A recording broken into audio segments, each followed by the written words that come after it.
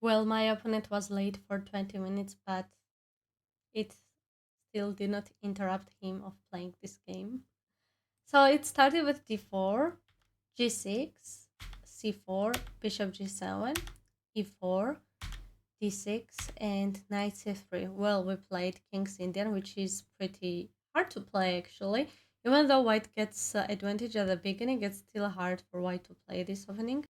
e5 and d5. Well, it's logical continuation here. Knight d7, bishop d3, knight e7, and knight e2. Actually, here is some ideas like h4, idea h5, or bishop on f3, etc. But I play knight e2. I just wanted to develop my pieces. a5, castle, castle, bishop e3. Well, instead of bishop on e3, I should have played knight g3, not let probably f5, or maybe f4 directly to start already creating some play in the middle game. But I played bishop e3. I just wanted to develop my piece before I would play f4.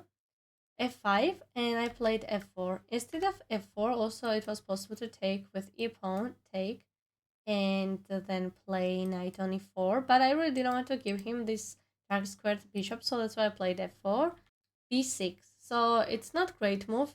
It would be much better if he would play knight on f6, but it's still slightly better for black as they managed to develop pieces well and started doing their plan. So that's why b6 is mistake, and I took, which is correct move.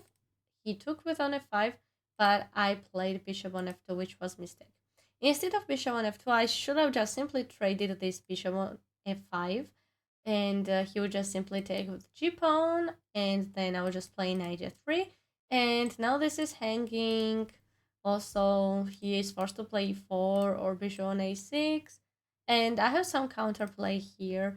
So, and after bishop on f2, he can't take with rook because I have knight g3 with tempo. So that's why I should have traded this bishop, and I should not have been scared of trading a light squared bishop. I played bishop on f2, which is passive move, and black that's why black got advantage here. He played knight c5. He should have also taken on e4. It would be a good move for him. And I play knight c5 probably. So, but he played knight c5 directly. I played bishop c2, bishop on a6, and take, and bishop on f5, which is absolutely big mistake here.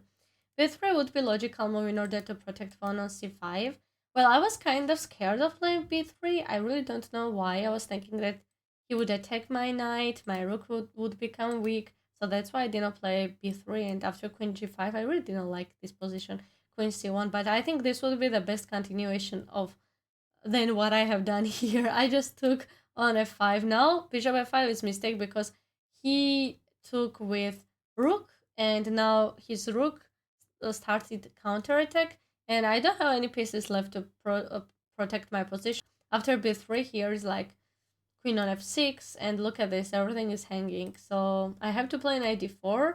I did not see rook on h5 probably, and knight on f3. Well, bishop g3 would be also a good move, but after bishop c4, I have just so bad position here.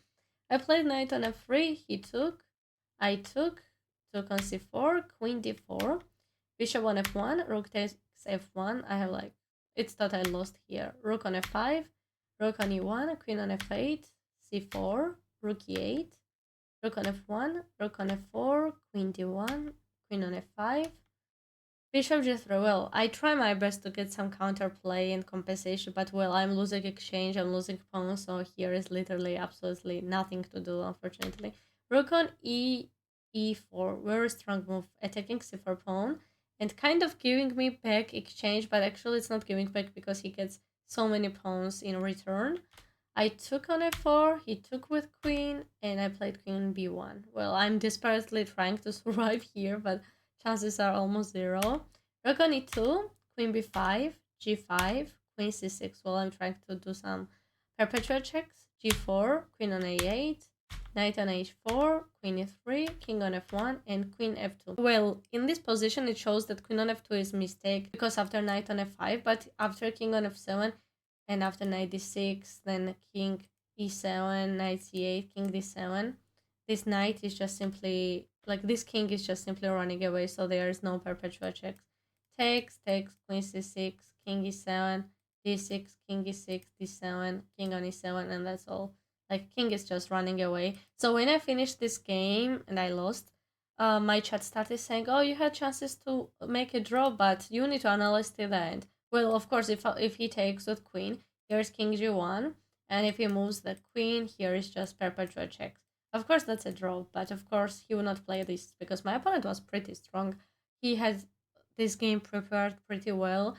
He was not making any big mistakes, not even small mistakes. So that's why, like, rook g1 and queen on h4, and I just resigned here. This was probably the worst game I played in this tournament. I was already too tired, exhausted, also sick. Everything was combined. Plus, it's really normal to lose a game in chess. This was like my first ever loss on like 7th round. So, and also a really interesting game to learn, like, from opening. So it's okay to lose a game as long as you learn from it. So if you liked this recap, make sure to give a thumbs up and subscribe my YouTube channel.